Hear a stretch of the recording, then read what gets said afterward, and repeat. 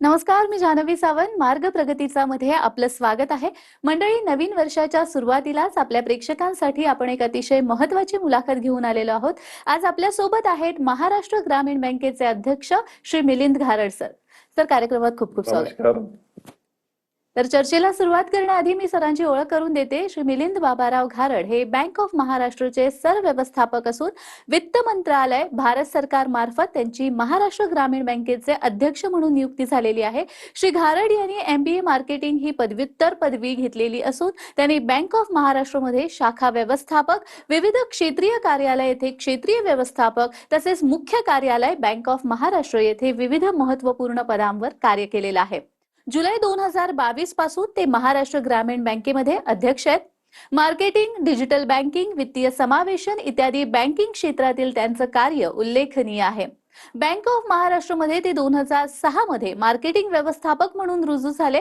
तर त्यापूर्वी त्यांनी अमरावती येथील doctor Panjabrao Deshmukh urban cooperative बँकेमध्ये 1998 ते 2006 प्रशासकीय अधिकारी व संचालक मंडळ सचिव म्हणून कार्य केलेलं आहे. ते अमरावती जिल्ह्यामधील गोरेगाव येथील रहिवासी असून त्यांना महाराष्ट्रातील ग्रामीण आणि शेती विषयक बाबींची जाण आहे. चला तर मग विषयाला सुरुवात करूया. सर, महाराष्ट्र ग्रामीण बँकेबाबत आज आपण बोलतोय, तर महाराष्ट्र ग्रामीण बँकेतील सर्वात मोठा बदल जो आहे तो म्हणजे बँकेचं एकत्रीकरण. तर सामान्य ग्राहकांवर याचा काय परिणाम झाला आणि याचा नेमका अर्थ काय?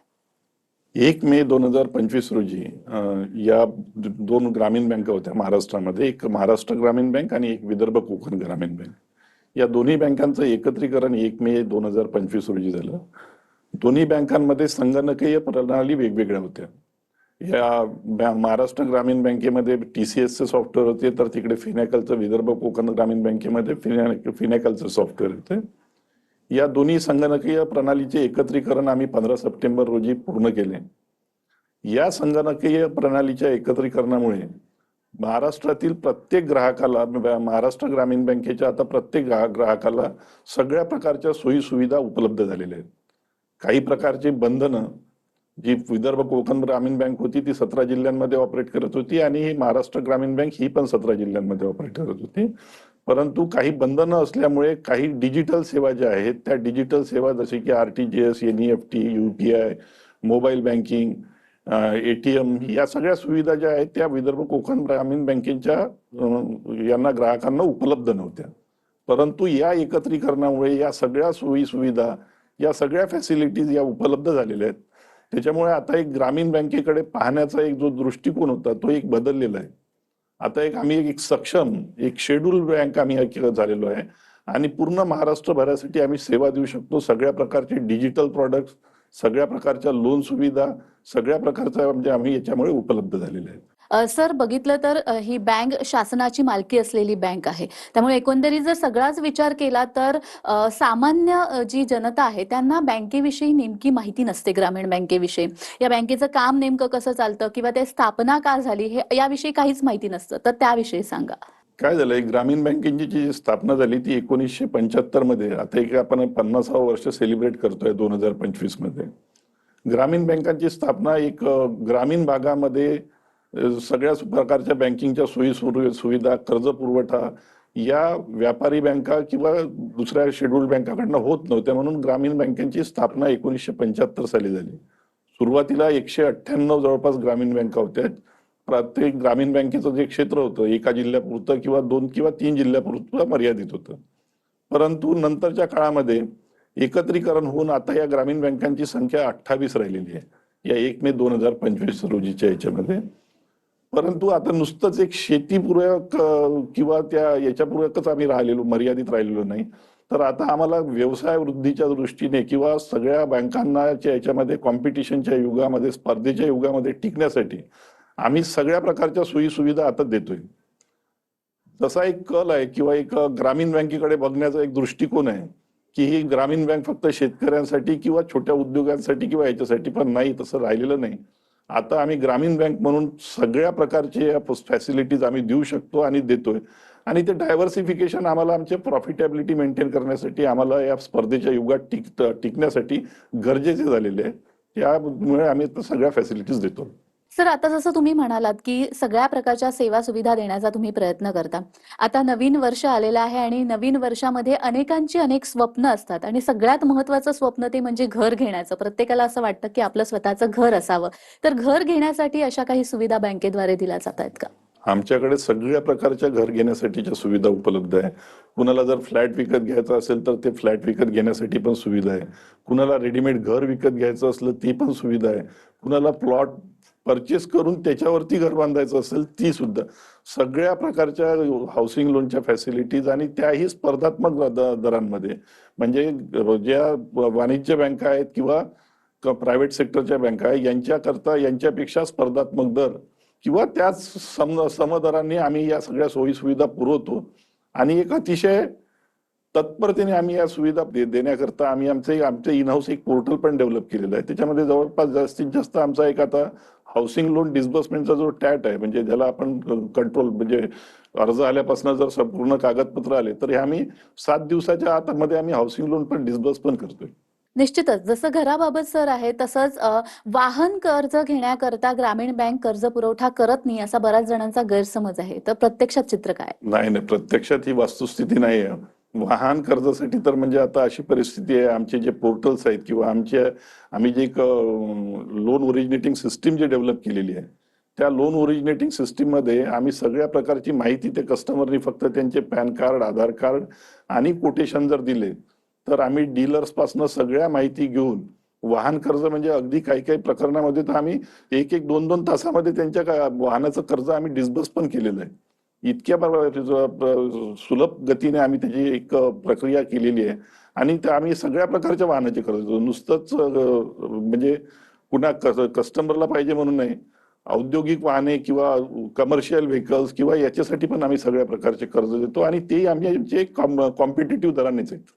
सर, आजकाल आपण बघतोय आत्मनिर्भर भारत किंवा मेक इन इंडिया सारख्या नव्या संकल्पना भारतामध्ये लागू होत आहेत आणि अनेक स्टार्टअप्स त्यामुळे उदयाला यायला लागलेले आहेत. तर व्यापार वर्गासाठी, व्यावसायिक किंवा विशेष वर्गासाठी अशा काही कर्ज पुरवठा केला जातो का बँकेद्वारे? सगळ्या प्रकारच्या ज्या स्कीम्स आहेत आपल्याकडे, पीएमईजीपी स्कीम आहे, सीएमईजीपी स्कीम आहे, त्याच्यानंतर फूड प्रोसेसिंगच्या फॅसिलिटीज आहेत, या सगळ्या याच्यामध्ये आमचं आणि मला एक सांगायला हे अभिमान वाटतो की मागच्या वर्षी फूड प्रोसेसिंग आणि याच्यामध्ये जे आहे पीएमएफएमई जी स्कीम आहे, जी सेंट्रल गव्हर्नमेंटची जी स्कीम आहे, याच्यामध्ये बँकेला सेंट्रल गव्हर्नमेंटचा पुरस्कार मिळाला होता.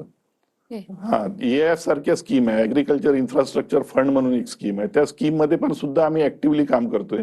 त्या स्कीम मध्ये जास्तीत जास्त आपल्याला 9% दर चार्ज करावा लागतो आणि त्याच्यामधनंही 3% इंटरेस्ट सबवेन्शन हे केंद्र सरकार मार्फत मिळतं. त्याही योजना, सगळ्या योजना किंवा व्यापारी वर्गासाठी पण योजना, प्रत्येक प्रकारच्या प्रत्येक ग्राहकासाठी आता आम्ही सगळ्या प्रकारच्या सोयी सुविधा देऊ शकतो, हेच मला या ठिकाणी नमूद करायचं आहे. अगदी जसं तुम्ही म्हणालात, की वाहन कर्ज म्हणा किंवा घरासाठीचं कर्ज, सगळ्या प्रकारच्या सेवा सुविधा तुम्ही ग्राहकांना देण्याचा प्रयत्न करता. पण बऱ्याच वेळा जेव्हा असं कर्ज द्यायचं असतं, त्यावेळी उत्पन्नाची अट किंवा अनेक कागदपत्र द्यावे लागतात. असं कोणतं कर्ज आहे का, की जर एखाद्या ग्राहकाला त्वरित कर्ज हवं असेल आणि कोणतीही कागदपत्र त्याच्याकडे जवळपास नसतील, तर काही कमी कागदपत्रामध्ये अगदी त्वरित कर्ज त्याला मिळू शकतं? नाही, काही कमी कागदपत्रांमध्ये प्रत्येक याच्यासाठी प्रत्येक स्कीमसाठी काहीतरी थोडेफार मिनिमम रिक्वायरमेंट्स तर असतातच. परंतु आता जसं आमच्या एक सॅलराईड लोकांसाठी जे आमच्याकडे एक आहे पर्सनल लोन जे आम्ही देतोय, त्याच्यामध्ये त्यांचं सॅलरी अकाउंट आमच्याकडे आहे. आम्ही त्याला त्वरित आमच्याकडे सॅलरी अकाउंट असल्यामुळे सगळी माहिती असतं. आम्ही ते बिना कुठल्याही प्रकारचे कागदपत्र न घेता, म्हणजे कारण आमच्याकडे उपलब्ध असल्यामुळे आम्ही ते कर्ज त्वरित त्यांना उपलब्ध करून देतो. सर, जसं आपल्या 3 मूलभूत गरजा आहे अन्न, वस्त्र, निवारा, तशीच आपली आणखी एक गरज म्हणजे शिक्षण. शिक्षणासाठी सुद्धा आता बँकांमध्ये कर्ज घेतलं जातं, बँका कर्ज देतात. तर असं उच्च शिक्षणासाठी महाराष्ट्र ग्रामीण बँक असं काही कर्ज देते का? मॅडम, सगळ्या प्रकारच्या शैक्षणिक कर्ज आमची बँक पुरवते. म्हणजे परदेशात जे देखील जे मुलं जातात त्यांना पण आम्ही आमच्या बँकेमार्फत कर्ज पुरवलेले आहेत आणि चांगल्या प्रकारे शिक्षण घेऊन लोक आमच्या याच्यामधनं आम्हाला एक अभिमान वाटतोय की चांगल्या प्रकारचं शिक्षण घेऊन लोक याची मुलं त्यांची परतफेड पण करतायत आणि एक त्यांचं एक नंतरचं जे नातं जे राहतं आयुष्यभरासाठी बँकेसोबतचं, ते एक जुळलेलं असतं की या बँकेने मला शिक्षणासाठी कर्ज दिलेलं होतं. त्या सगळ्या प्रकारच्या आम्ही शैक्षणिक कर्ज आम्ही देतोय. परंतु काय झालं, एक नावामध्ये आणि हे जे एकत्रीकरणाच्या ज्या प्रक्रिया ज्या वेळोवेळी होत होत्या आणि याच्यामध्ये होत होत्या आणि नावामध्ये ग्रामीण बँक असल्यामुळं पाहण्याचा दृष्टिकोन जो आहे ग्राहकांचा तो असा एक होता की ग्रामीण बँक या सुविधा देत आहेत का, त्याप्रमाणे आमच्याकडे कस्टमर्स वॉक इन कस्टमर ज्याला म्हणतो आपण त्या प्रकारे येत नव्हते, परंतु आमच्याकडे सगळ्या प्रकारच्या फॅसिलिटीज आता उपलब्ध झालेल्या आहेत. अगदीच. जसं तुम्ही म्हणालात नावामुळे थोडी अडचण येत होती. पण आणखी अशा कोणते कर्ज आहेत की जे ग्रामीण बँकेद्वारे दिले जातात आणि इतर बँकांप्रमाणेच महाराष्ट्र ग्रामीण बँक कर्ज देते, तर इतर बँका सोडून महाराष्ट्र ग्रामीण बँकेलाच का पसंती मिळावी?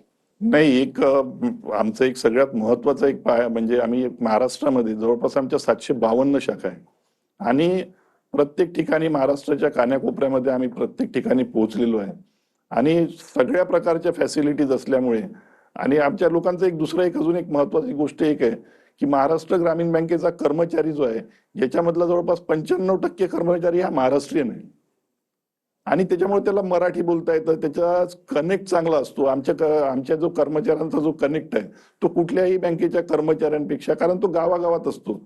तसंच आमच्याकडे बीसीज आहेत, जवळपास 2500 बीसीज आहेत आमच्याकडे, जे प्रत्येक गावागावामध्ये जाऊन त्यांना घरापर्यंत जाऊन सेवा देतात. म्हणून आमची एक सगळ्यांना एक विनंती आहे म्हणजे सगळ्या लोकांना की आमच्या महाराष्ट्रातील सगळ्या नागरिकांना की महाराष्ट्र ग्रामीण बँकेला एक शासनाची पूर्ण मालकीची बँक असल्यामुळं आणि सगळ्या प्रकारच्या सोयी सुविधा उपलब्ध असल्यामुळे आम्हाला पसंती द्यावी एवढीच आम्हाला याच्यात विनंती करायची. सर, आपण बघतोय आज सगळ्याच क्षेत्रामध्ये डिजिटलायझेशन झालेलं आहे आणि इतर ज्या सगळ्या बँका आहेत त्या आता डिजिटली खूप स्ट्रॉंग झालेल्या आपल्याला पाहायला मिळतात आणि प्रत्येक ग्राहकाला घर बसल्या आता सगळं हवं असतं, सेवा सुविधा हवी असतात. प्रत्यक्ष बँकेत जाण्या इतका वेळही बऱ्याच जणांकडे नसतो. तर महाराष्ट्र ग्रामीण बँकेमध्ये हे तंत्रज्ञान कुठपर्यंत पोहोचलं? सगळ्या प्रकारच्या फॅसिलिटीज, सगळ्या प्रकारच्या सुविधा, इंटरनेट बँकिंग असो, मोबाईल बँकिंग असो, त्याच्यानंतर युपीआय असो, एईपीएस असो, या सगळ्या प्रकारच्या सुविधा, आरटीजीएस, एनईएफटी, या सगळ्या प्रकारच्या सुविधा आमच्याकडे उपलब्ध आहे आणि ग्राहकांना बँकेत तर यायचं तर सोडा, तो त्यांच्या मोबाईलवरनं बसूनच आमच्या मोबाईल बँकिंगच्या ऍपद्वारे सगळ्या प्रकारचे ट्रान्झॅक्शन करू शकतो. म्हणजे कुठल्याही प्रकारचं ट्रान्झॅक्शन मध्ये त्याच्यामध्ये रेस्ट्रिक्शन नाही आहे. अजून आता आम्ही रिसेंटली एक मागच्या 3-1 महिन्यापूर्वी एक CKYC फॅसिलिटी लॉन्च केली. त्याच्यामुळं ग्राहकाला आमच्या बँकेत येऊन खातं ओपन करायची पण गरज नाही.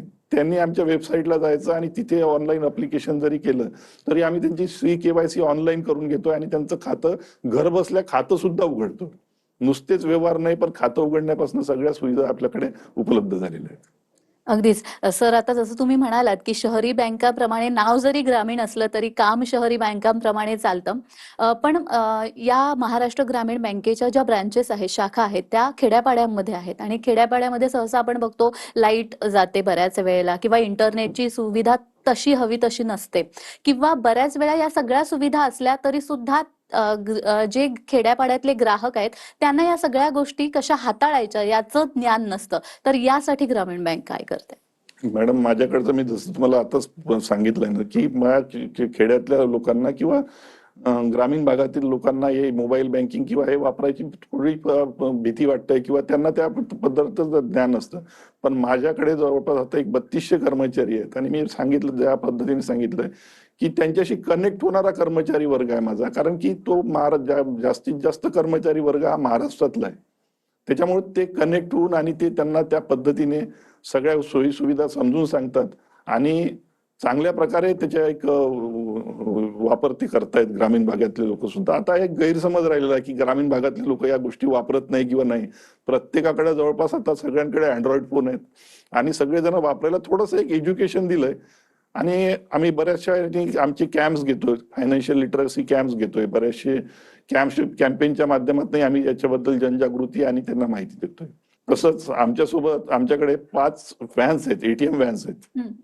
त्या ATM व्हॅन्स गावागावामध्ये जातात, त्याच्यामध्ये आम्ही त्याच्या प्रकारचे प्रात्यक्षिक देतो आणि त्याच्यामध्ये सुद्धा आम्ही जनजागृती करतोय. सर, मला महाराष्ट्र ग्रामीण बँक आणि त्याच्या कामाविषयी खरं तर अजून जाणून घ्यायचंय, मात्र वेळ झालेली आहे एका छोट्याशा विश्रांतीची. तुम्ही कुठेही जाऊ नका, पाहत रहा मार्ग प्रगतीचा.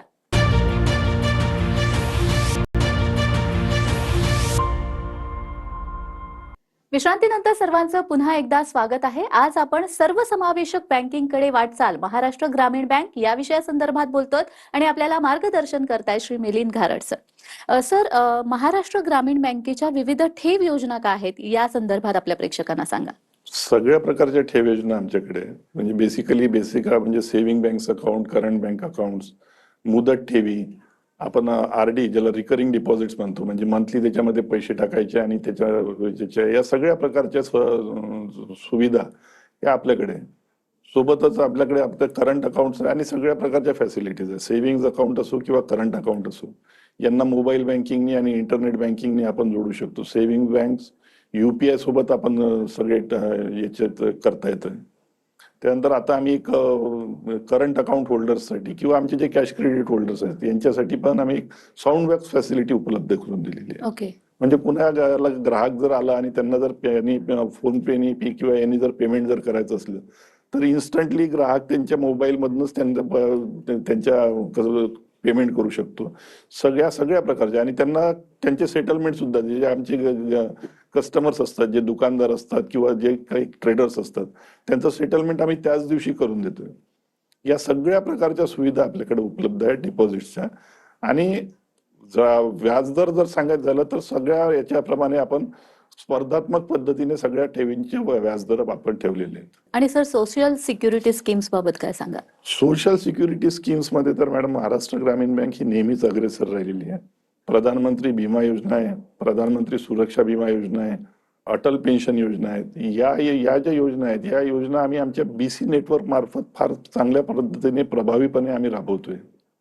या सगळ्या स्कीम्स मध्ये आता तुम्हाला सोशल सिक्युरिटी स्कीम्स मध्ये जर सांगायचं झालं तर 2 ज्या योजना आहेत, एक ऍक्सिडेंटल आणि एक सुरक्षा विमा योजना आहे. या दोन्ही योजनांमध्ये 2-2 लाखाचा इन्शुरन्स आहे आणि त्याचा प्राइस फक्त एका याचे 20 रुपये आणि एका याचे 436 रुपये वार्षिक आहेत. आणि प्रत्येक दोन्ही स्कीम मध्ये 2-2 लाखाचा इन्शुरन्स आहे. तर या सगळ्या स्कीम्स आम्ही अत्यंत प्रभावीपणे राबवतो आणि बऱ्याच ग्राहकांना त्याचा फायदा होतो. सोबतच आमच्याकडे आमचं जे रुपे ATM कार्ड आहे, ते ATM कार्ड जर आमचं जर ग्राहक जर वापरत असलं तर आमच्या रुपे ATM कार्ड मध्ये 2 लाखाचा इनबिल्ट इन्शुरन्स कव्हर आहे. म्हणजे एखादा कस्टमरचा कधी काही दुर्दैवी मृत्यू झाला किंवा काही जर झालं तर 6 लाखापर्यंतचा इन्शुरन्स त्यांना त्यांच्या कुटुंबियांना मिळू शकतो. आणि अशा प्रकारचे बरेचसे क्लेम्स आम्ही सेटल केलेले आहेत आणि चांगल्या प्रकारे आम्ही सोशल सिक्युरिटी स्कीम्स मध्ये एनरोलमेंट केलेलं आहे. तरी आमच्या बँकेमध्ये जवळपास 1 कोटी आता ग्राहक संख्या झालेली आहे. परंतु सोशल सिक्युरिटी स्कीम्स मध्ये एनरोलमेंट केलेल्या लोकांची संख्या, ग्राहकांची संख्या ही 30 लाखाच्या वरती नाही आहे. म्हणून मी या माध्यमाद्वारे माझ्या ग्राहकांना पण विनंती करतोय की सगळ्यांनी कुठल्या का बँकेत का असेना पण सोशल सिक्युरिटी स्कीम्स मध्ये एनरोलमेंट करून घेणे गरजेचं आहे. सर, विदर्भ कोकण ग्रामीण बँकेसोबत महाराष्ट्र ग्रामीण बँकेचं एकत्रीकरण झालेलं आहे. त्या बँकेची सद्य परिस्थिती काय आहे? आता सध्या परिस्थिती म्हणजे सध्या सगळ्या बँकांमध्ये पूर्ण महाराष्ट्र ग्रामीण बँक म्हणून सारखी परिस्थिती आहे. त्याच्यामध्ये आता काही कुठली हे राहिलेली नाही की विदर्भ कोकण ग्रामीण बँकेच्या बँकेमध्ये ही सुविधा नाही किंवा ते नाही. सगळ्या बँकांमध्ये सारख्या सुविधा. फक्त पूर्वीला काय होतं म्हणजे या सिस्टीम इंटिग्रेशनच्या पहिले जे 15 सप्टेंबरच्या पूर्वीपर्यंत काय होतं, विदर्भ कोकण ग्रामीण बँकेचे जे का माझे कर्मचारी, माझे जे कस्टमर्स होते, माझे जे ग्राहक होते, त्यांना बऱ्याचशा सुविधा उपलब्ध नव्हत्या. जसे की UPI, mobile banking, ATM, internet banking या सुविधा उपलब्ध नव्हत्या. परंतु त्याचा थोडासा त्या ग्रामीण बँकेच्या व्यवसायामध्ये पण आम्हाला फरक दिसून आला होता. जवळपास 32,000 कोटी रुपयाचा महाराष्ट्र ग्रामीण बँकेचा बिझनेस होता, परंतु विदर्भ कोकण ग्रामीण बँकेचा 10,000 कोटीचा बिझनेस होता. या सगळ्या सुविधांचा अभाव असल्यामुळे आणि कार्यक्षेत्र जवळपास सारखं होतं. 17 जिल्हे दोन्ही बँकांकडे होते. परंतु या सगळ्या गोष्टींचा अभाव असल्यामुळे त्या पद्धतीने याचा शाखांचा विस्तार किंवा व्यवसायावृद्धी तिकडे झालेली नाही. परंतु आता एक फार चांगला प्रतिसाद मिळतोय आम्हाला विदर्भामधनं किंवा कोकणातल्या शाखा असो किंवा याच्यामध्ये. आणि चांगल्या प्रकारे या सगळ्या सोयी सुविधांचा लाभ सगळे लोक घेत आहेत आणि ग्राहक वर्ग या याच्यामध्ये याच्यामुळे अजून ग्राहक वर्ग वाढायला पण मदत होते.